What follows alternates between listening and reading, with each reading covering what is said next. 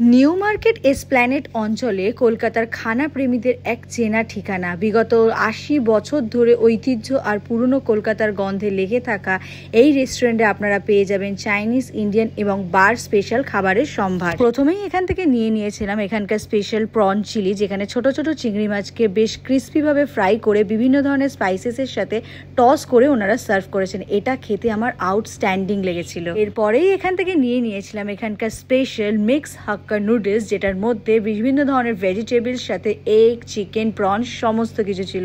আর এই হাক্কা নুডলসটা খেতে কিন্তু আমার ভীষণ ভালো লেগেছে।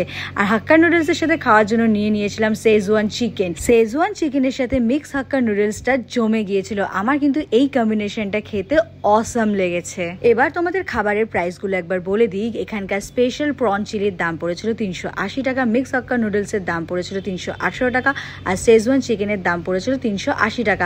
প্রাইস, প্রতিটা খাবারের কোয়ালিটি, টেস্ট, কোয়ান্টিটি সমস্ত কিছু আমার কিন্তু ভীষণ ভালো লেগেছে। এখানকার প্রত্যেকটা খাবার ভালো, অ্যাম্বিয়েন্স নিয়ে তো কোনো কথাই হবে না। আর পরিবেশে কিন্তু একটা রাজকীয় ব্যাপার রয়েছে। একটা হেরিটেজ এরকম রেস্টুরেন্টে গিয়ে খাওয়ার মজাই কিন্তু আলাদা।